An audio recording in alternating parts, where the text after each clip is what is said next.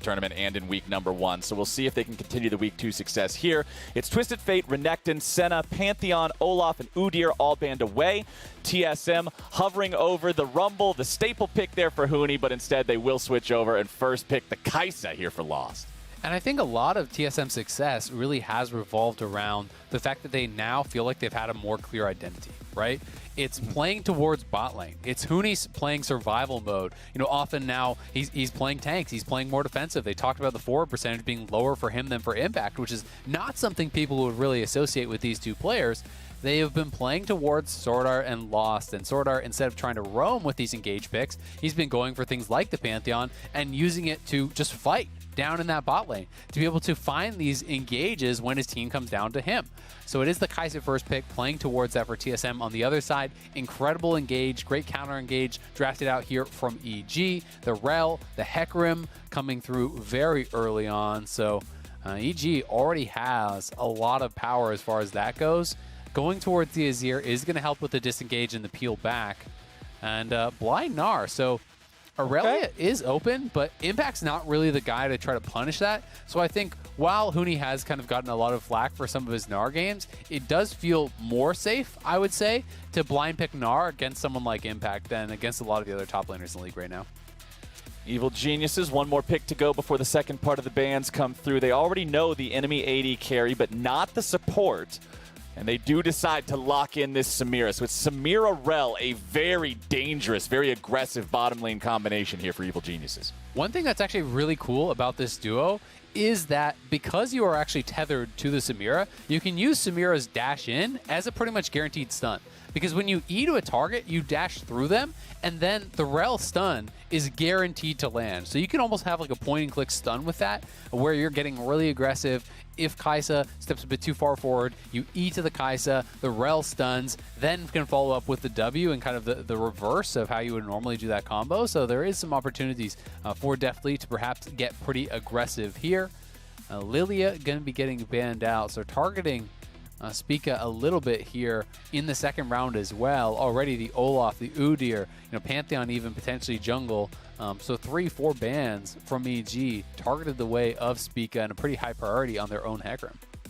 And the Alistar banned out now by Evil Geniuses, taking one of those engaged, tanky, dive-style supports away from TSM and away from SwordArt. TSM banning out the LeBlanc, keeping Jiizuke off at that one. They don't want PowerOfEvil's Azir to have to deal with that highly mobile assassin. Pretty hard to shuffle LeBlanc without her being able to immediately just avoid or evade it afterwards, as Shen will be the final ban here from TSM. And Evil Geniuses, what are we going to see? I need to see both solo laners out of this squad. Which one are they comfortable picking here? They already know both solo lane options for their opponents. Could be Gragas. GP, I think, would work as well if you want to play down towards bot side. If you're just going to have Impact on an island, I think that's fine. You have heavy engage. You can GP ult down to that bot side to set that up. So this works. It does mean that they're very physical damage heavy already, so you kind of know that it's going to be an AP mid laner here for Jiizuke. The question is going to be, is it going to be an Orianna or something like that? To speak a little bit about the bans, I really like the Shen ban here from TSM. I think Shen Hecarim is an incredible combo. Being able to just assist the Hecarim with those dives is very, very powerful. Gangplank can do that also, but it is in a different way. Nidalee the pick here. Nidalee picked up, yeah. So will be interesting to see if he goes towards that Moonstaff style build, the more supportive style Nidalee, or if he wants to really go more aggressive for the damage here. What's that last pick going to be, TSM? We need to see SwordArt's choice into the Rell Samira combo. That dangerous point and click engage that Isaac is talking about will be answered by a Galio. So I wouldn't say that TSM have a very strong bot lane right now. As far as the 2v2 goes, I pretty heavily favor EG. The Galio is going to be useful come teamfight time, but it's not the easiest follow-up. You don't have the point and click kind of ultimate to go in on someone who's locked down, like with Camille and J4. Those are the combos that people usually really love it for. It's going to be about Huni getting in the backline, Spica hitting a spear and diving into the backline, Galio following up on that.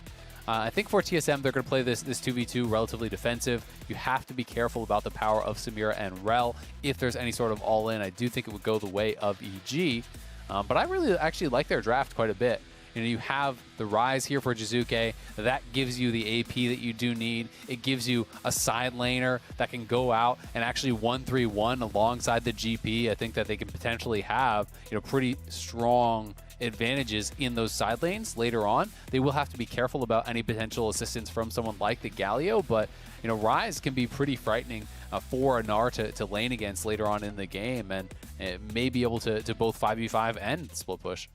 Plus, Ryze is one of Jiizuke's comfort picks, right? We've seen this guy play this champion tons of times before, so if you want Jiizuke to be able to pop off and be in a good state to play to his maximum capability, put him on a champion that he knows. And taking this Ryze up into the Azir, we'll see which one of these two hyper-scaling AP mid laners can carry harder. It's going to be really interesting. He's also been great at the roams. You know, when he has actually brought this out, he's been very effective at utilizing the realm warp very often, and even sometimes earlier than people do expect to get out to these side lanes. We saw him pull off a lot of plays up towards the top lane, you know, grouping up with Svenskeren, going to attack the lane where impact was, but they could also do this down towards the bot side also. So I'm going to be really interested to see how he does perform on it.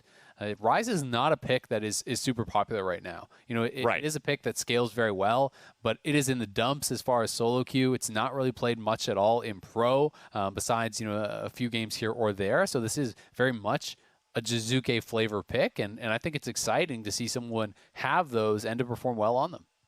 Plus, it can catch people off guard, right? If you're not used to playing against it, if you're only scrimming against the Azirs, the Oriannas, and the Syndras, it's much easier for somebody on one of those less-picked champions to surprise you in what could be a game-changing moment if Jiizuke is able to pop off, have a huge realm warp. We know that Ryze is not only one of those champions that can dish out tons of damage in fights in particular, but proper usage of that realm warp with some minions, with some other champions, can really create some game-changing plays.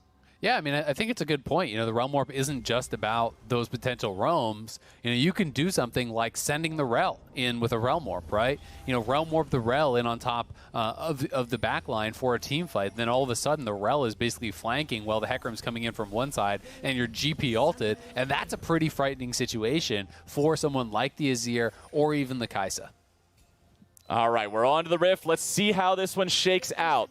Looking at everything across the board here, it's Grasp of the Undying versus Grasp of the Undying up there in top side. Not too surprised about that. You got Nidalee with the Conqueror versus the Phase Rush on Svenskeren's hecarim. PowerOfEvil running the Comet on Azir. Unlike the Azir that we saw before, running lethal tempo against a melee opponent up against a ranged enemy, Comet's going to give him a much better laning phase. And then everything down there in bottom lane is par for the course.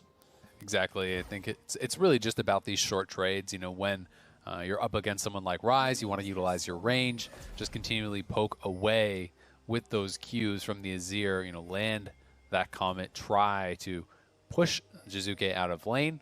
Azir also has an advantage as far as the mana war goes. You know, generally speaking, Ryze is very mana hungry because, you know, the Sand Soldiers don't really cost you too much. You can actually sometimes just get control of the wave in a matchup like this and constantly push in the Ryze, force him to use out a lot of mana. And if you can get the push, then it's really going to work heavily in your favor because you're going to force Ryze back to base at pretty odd timing. So Jiizuke is trying to combat this by getting control of the wave through actually just fighting PowerOfEvil. You could see him posturing aggressively, you know, landing multiple E's on PowerOfEvil and really trying to go right at him.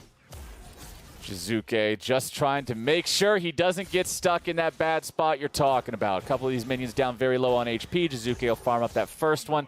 Remaining caster minion's pretty low, but man, PowerOfEvil just has these soldiers ready to go. Every time Jiizuke steps up, it's PowerOfEvil there ready to punish him for it, and Jiizuke's already down below half HP. Paying attention to the bottom lane. Remember, this could turn aggro at any given moment. We have seen Samira lanes go in at level 1 plenty of times before if given the opportunity. But with SwordArt and Lost having the level 2 power spike first, it means they're the ones that are making the offensive plays. Ignar down to 100 HP. And that is just a big mistake from EG, but we're going to see a gank mid lane here. Ghost popped. Svenskeren coming in there, brings PowerOfEvil right back to Jiizuke with a little bit more damage coming through. There it is, the first blood for Svenskeren. Nicely done by EG here in the mid lane. A great trade from TSM's 2v2 down in bot lane, but Svenskeren able to get in behind him just barely to scoop him back into that Ryze stun. PowerOfEvil did flash very early, but he is just level 2, so he doesn't actually have the dash. He can't escape with that. That is why the timing on this gank was so key. Svenskeren with the early ghost there to get behind his opponent, scoop him back in, and grab themselves that first blood. It's too bad for them that it didn't go to the Ryze because Jiizuke had to go back to base with like 7 CS. But yeah, it feels pretty bad. A win is a win. Yeah, kill's a kill. Don't worry about it. Svenskeren throwing out the Scryer's Bloom there to try to come down and contest for this crab, but the Bloom just barely misses seeing Spica, so he face checks instead, loses half his HP, and Nidalee will take that Scuttle Crab there for free, considering PowerOfEvil was right next to him, so Spica will pick up a little bit of extra money there. Svenskeren on this hecarim. We'll see if he can continue chaining some ganks into some success. Right now, it's his top laner that has prio over that lane, as Ignar comes back down into the river here in bottom side. Noticing both of their opponents walking through here. Ignar does not want to go in and engage on this. Definitely still just farming up the wave, and Ignar remains in the brush. SwordArt and Lost, despite having won out in that level 2 fight, are now once again on even ground with their opponents. Yep, on even ground there. They actually did take away the Scuttle, so it's not Spica grabbing both Scuttles, but it is TSM getting both Scuttles. You know, when they saw that Nidalee did push out hecarim up on the top side, they had the shove in that bot lane 2v2 because of that earlier one trade. They had forced out the potions from Ignar, so that allowed them to just move up and take the Scuttle for themselves. A nice little gold injection there for a Lost, and denying that from Svenskeren is going to be feeling really, really good here. So we'll have to track how this mid lane does continue to go. You know, PowerOfEvil did TP back, but he had no buy whatsoever. A little bit surprised about that. Ryze, at least with the assist, did get a tier, so he's low on mana, but he's just going to push really, really heavily. And when you get the wave in like this, you can just go for a quick reset if you want to. Or he'll move around the side here, try to get some vision down in the enemy jungle, perhaps. Takes the blast cone, goes over the wall. There's nothing here. Could see a dive in top lane. Huni has no rage, and he's at 400 HP.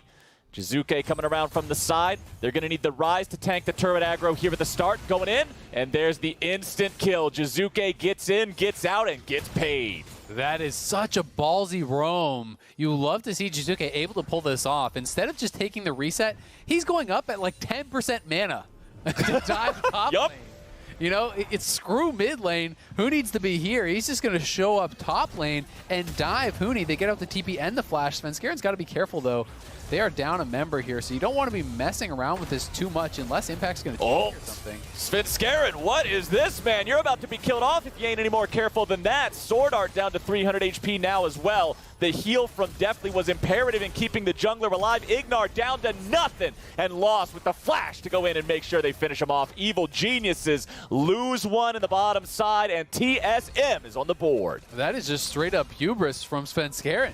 They knew that there wasn't going to be as many members there potentially. You know, they knew that Jiizuke was up to that top side, and that is just kind of not your jungle. Definitely wasn't actually with them initially. He was back over on that wave. So when you were pushing in, you have to remember it's hecarim versus Nidalee. Nidalee is one of the strongest early dueling junglers in the game here, and hecarim is hecarim.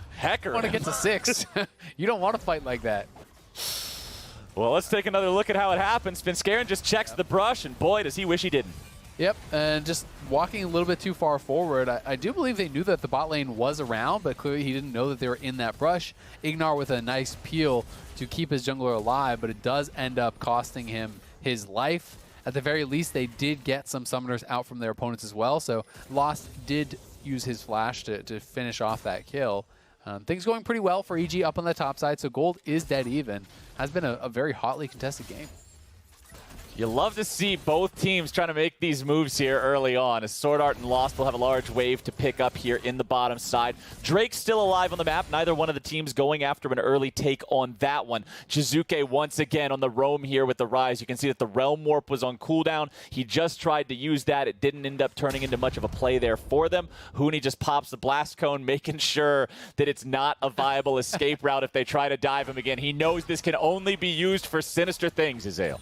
Yeah, he does, man. He's not liking it one bit. He's playing weak side. He knows it. So they're going to be trying to be defensive up there on that top lane. I am interested to see that it is actually a verdant barrier rush here from PowerOfEvil. You know, people are all about these stacking defensive items in mid lane now. You get so much bonus MR, you know, not only just from the flat MR on it, but actually from every minion you kill thereafter is giving you bonus MR all the way up to something like 40 or so, I believe, when it is fully stacked.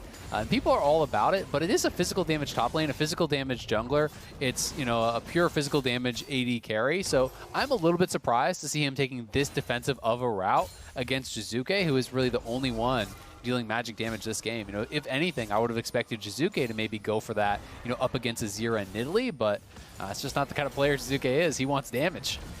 Well, Jiizuke is pushing forward now. SwordArt coming in from the side, but considering both rosters decided to rotate multiple players into the mid lane, neither one wants to be the one to go in here first. But Rift Herald has been started up by TSM. Huni's keeping the aggro on that one. Another hit onto the eyeball takes it down very low. Smite comes through when the eyeball is secured. TSM have Shelly, and they should be able to disengage this one. Jiizuke still pushing forward, seeing if there's a play to be made, a catch to be found. Definitely finds a little bit of damage onto PowerOfEvil, but he gets away. This is one of those cases where I just would have much preferred EG just stay bot lane and just farm up that wave, you know, get the solo gold, maybe take down a plate or something like that if you can do that as Deftly. I just don't think, especially when you are late to the play, that it's worth making the rotation. You know, I understand why they did it, because they felt like they were in a winning position as far as the 5v5 goes. And that being said, the wave was slow pushing towards them, so they were denying experience, so that makes it, I think, a lot better than it would have otherwise been, because Lost is still going to be missing out on all these waves that have died to his minions.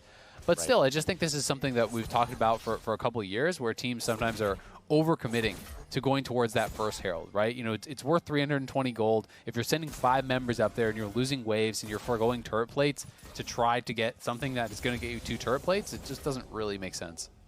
Definitely slowly clearing out all these minions, farming up now to an even state with Lost. Spica's down here recognizing that his lane still maintains the priority because of that push, so he can pick up the Scuttle Crab. And now, 9 minutes, almost 10 minutes into the game, we are seeing that Drake finally started up by the side of TSM. Now, Svenskeren is nearby, but it is a single Cloud Drake. So I don't know how much Evil Geniuses want to commit to this, or TSM for that matter, as it looks like TSM's going to fully back away from the Drake, and it's Evil Geniuses now taking over here in the pit. I mean, EG definitely want to fight, right? They showed us that by moving all of their members up towards that Rift Herald, trying to get some sort of an engage. But now, in this case, TSM is actually pushing in bot. So even if they don't come towards this, they are at least going to deny some minions down here in this bot lane. And it will just be a dragon here for EG. They can back off. Going to be feeling pretty good, I think, about that early Cloud, as they do have some pretty long ultimate cooldowns that it's always going to feel nice to be getting that CDR on for Gangplank, for hecarim, even for Ryze if you want to be proactive with that. You're going to get a lot of use out of that Cloud. And man, using this as sort of a checkpoint to notice the state of the game, dead even in terms of gold. 16.7 versus 16.7 as those last couple of minions are picked up right there. The Drake being really the only thing separating the two squads here, as farming and just general resource allocation have broken even for both sides. You can see one plate was taken off of the mid lane tier 1 of Jiizuke there. PowerOfEvil managing to collect that one. But then back on TSM's side, if PowerOfEvil's emblem would move a little bit out of the way, we'd be able to see how many plates are left on that. And it's 4 there too. So lots of even trading across the board, with Jiizuke once again paying a visit up to the poor little space Yordle here in the top lane. The way, though. Lands the root, lands the damage. Svenskeren coming in to finish him off. Impact takes the kill. SwordArt has arrived with a heroic entrance, but it is not heroic enough, my friends. Evil Geniuses get the kill and they're getting away. PowerOfEvil may be able to swoop in here, try to find some sort of a secondary kill, but no, the range isn't quite there. Yeah, really nicely done from EG. TSM had a pretty good read on the play, but just a second or two too late. You know, Spica, I thought he had seen Jiizuke, but clearly he hadn't. He was over on the Gromp when that dive was starting out, and then Huni just couldn't actually get to Mega, couldn't survive long enough to turn that around, and Jiizuke could be in some trouble. Jiizuke with the flash out to make sure he stays alive from that. TSM pursuing that play for an extra little bit of time does earn them an extra summoner spell, and Ryze is now especially vulnerable with no escape mechanisms ready.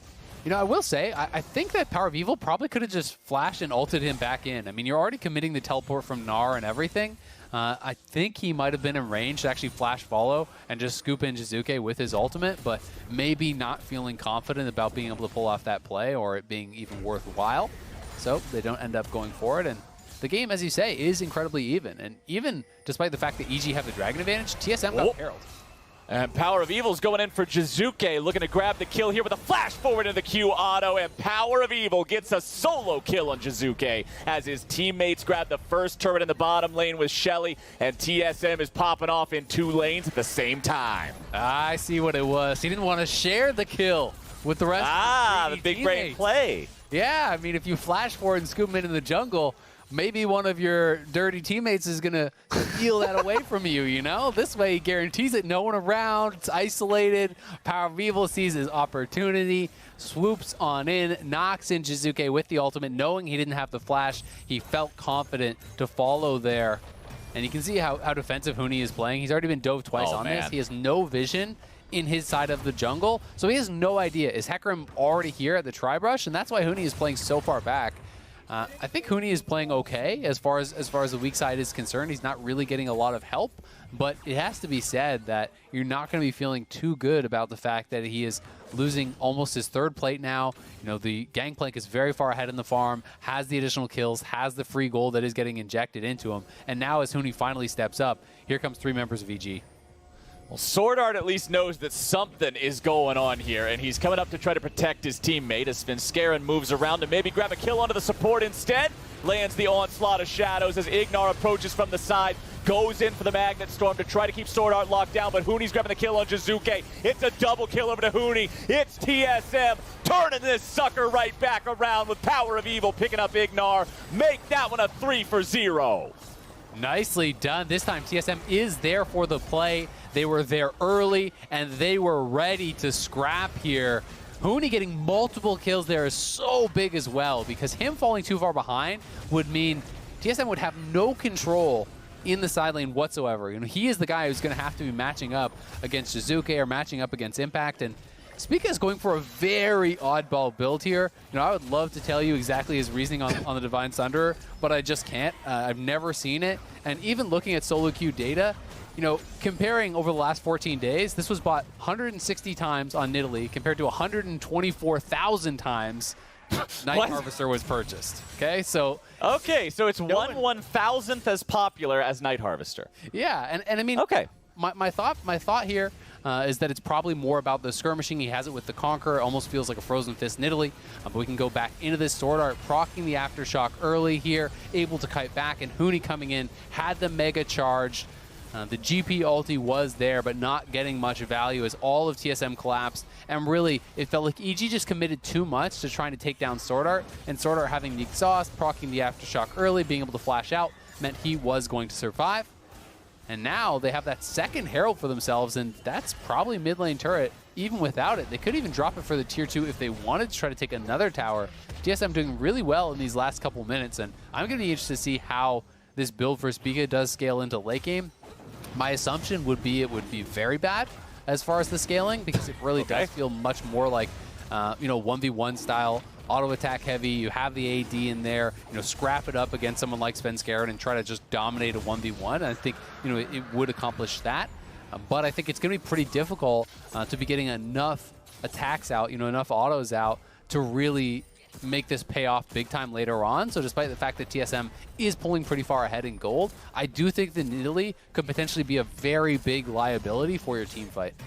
We'll see how he continues to evolve this build moving forward, as with the Seeker's Arm Guard in inventory, it looks like he will be going over towards more traditional AP-style itemization with a Zhonya's Hourglass so he can jump into the fight and drop the aggro. On the other side of things, Svenskeren with the Stride Breaker. This item has been getting a lot more popular after the nerfs to Gore Drinker. It still has a powerful AoE active, slows people down, and the mythic bonus of 3% movement speed. Very, very nice for hecarim, as Jiizuke will continue pushing up here in the side lane.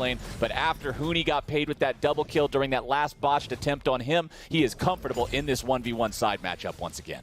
I mean, you're a longtime League player, so you remember back when there's, you know, the Quints and everything. And oh yeah, move speed Quints. Move speed Quints, right? So that's basically what this is here for him. Being able to get that passive does give you a lot of additional move speed, get around the map, and obviously, as we know, the E does more damage the faster you are going, so that is pretty powerful. TSM, 4 members moving up here, and PowerOfEvil is kind of playing bodyguard. Oh, nice engage onto Lost. Svenskeren going in, looking to finish off the kill. Onslaught of Shadows over the wall with the CC down onto the enemy AD carry, and Deftly takes him out. Evil Geniuses go in. They throw everything in the kitchen sink at him, and it is enough to get the 1 kill. TSM lose their AD and back away from the play.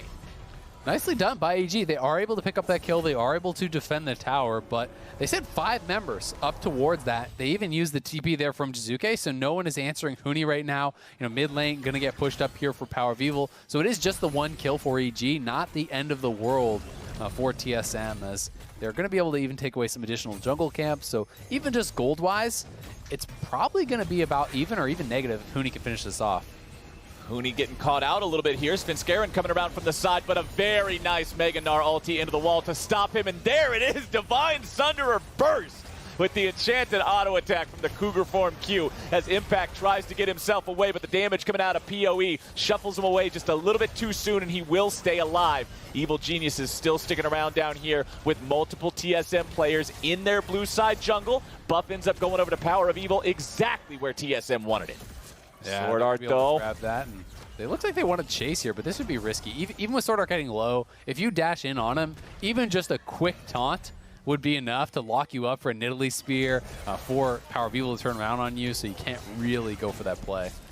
I love how SwordArt is flashing the Misfits Worlds icon, because that can both be a hell yeah, we've got PowerOfEvil, or hey, Ignar, remember how you guys almost beat SKT. You can either use it to cheer on your own teammate or BM the other guy at the same time. Why can't it be door number 3, where you're just BMing both your teammate and the enemy team? You want to BM your own guy? I mean, you played with me. I love to. Okay, yeah, I guess that's true. I forgot who I was talking to. Self-flame is the best flame, Captain Flowers. We're not keeps everybody humble. What's the point?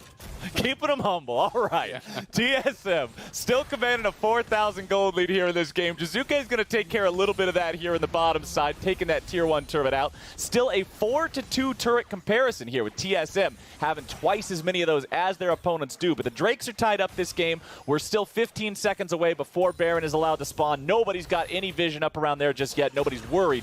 But the next Drake spawns in over a minute here, just a little bit over that. So we'll probably see the teams go towards that and look to contest as TSM approaches the topside river in the Scuttle Crab. Going to be moving up towards that top side. We'll see if they want to be able to actually threaten this Baron. They do have Kaisa, which takes it very quick alongside Azir. You know, these are 2 of the best champions at actually burning down that Baron. So EG really do need to keep eyes on this. It is a legitimate threat at any point in the game. Once the Baron is up there, if you lose vision of multiple members here from TSM, they could be doing Baron pretty comfortably. So EG's going to have to push out mid here, and then they're going to use this to move up into the river and likely clear out some of the wards around that Baron. All right, Evil Genius is roaming as a squad, looking to be ready here, but it's a TP coming in from TSM, looking for the flank. PowerOfEvil and Huni both teleporting in. Ignar jumping away, trying to stay alive. TSM will not get any kills thus far, but Deftly is down below half HP as Evil Geniuses rotate over. They meet up with Jiizuke.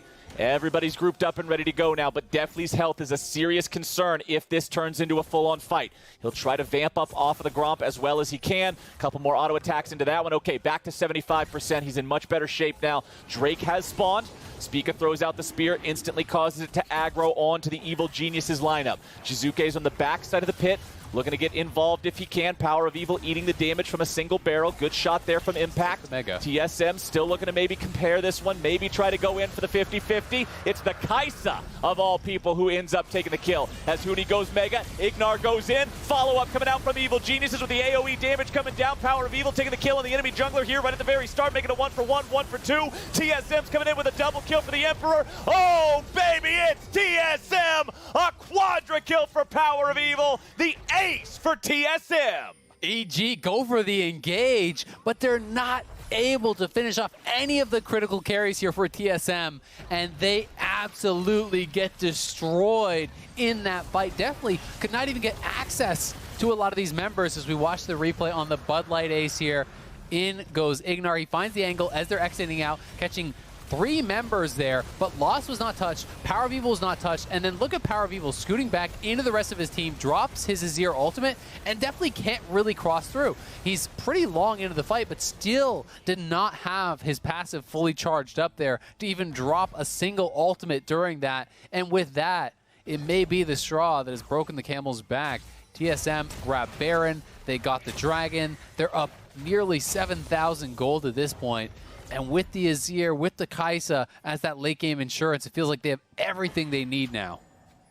Man, this is scary now for Evil Geniuses. The start of that fight looked so good, but the end of that fight looks so bad. 6-1 on this mid lane Azir. The guy who got Player of the Week last week and only had deaths in 1 out of 3 of their matches is now 6-1-1 with a 40 CS advantage over his lane opponent here in the first game of week number 3. TSM is turning things on right when they need to, and they're going for the tier 3 turret here in the mid lane. Evil Geniuses rotate over in time to stop them, but TSM have no interest in contesting this for a fight because their big carry, PowerOfEvil, is up there in that top lane, just maintaining the split push here in the 4-1 with the Baron setup. Now the rest of the squad can bounce back and forth between whichever lane currently has minions and pressure, and TSM will look to break this inhibitor line.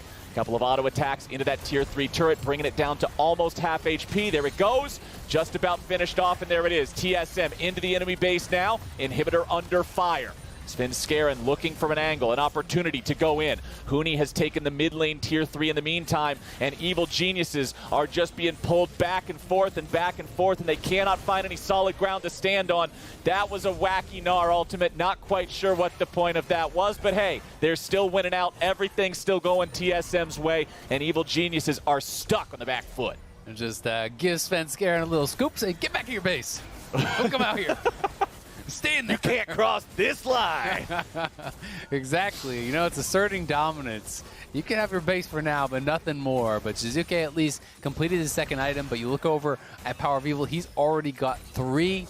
It would have to be an incredible performance from EG to be able to win a team fight from here. But TSM playing it slow, just kind of bleeding him out, chipping away at this mid lane inhib here. And Huni now almost has his ultimate ready to go. He's got the Mega Gnar pretty much up, and now TSM, second inhibitor down. They can reset, spend this gold, take away the jungle on the way out, and they are just going to be so far ahead that at that point, it's really simple to just walk 4 members down bot lane, have Huni escorting in waves, top and mid, and wait for those supers to get to the Nexus towers, and from there, it's pretty much indefensible because EG have to send someone back to answer that, and at that point, you lose that third inhib.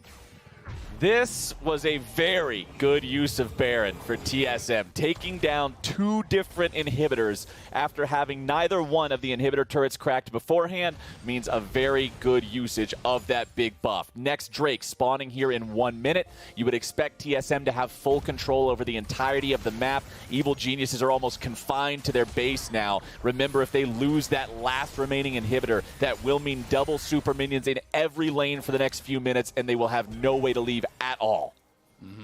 And everyone except Huni is like an item ahead, right? So it's just the fights are so hard to imagine losing those fights for TSM. You know, when you're a full item ahead as far as your completions for mid lane and for bot lane, you know, even the jungler has the second item completed, whereas Svenskeren still does not. So it's going to be incredibly hard. They have Jiizuke out in that top lane, but Huni just has to escort in the wave, and if Jiizuke doesn't return right now, he's got no TP, so they could even just engage on them and fight them right now, 5v4.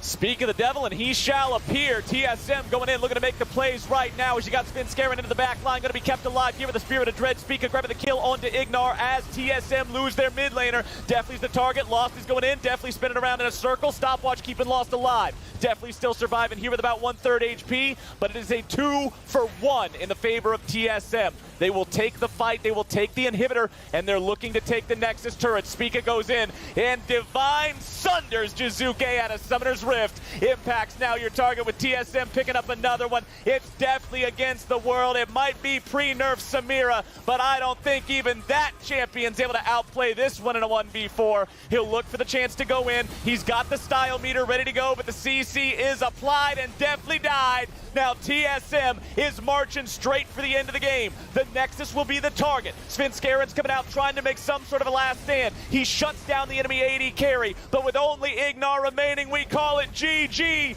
TSM take down Evil Geniuses 27 minutes in. TSM continue those winning ways here.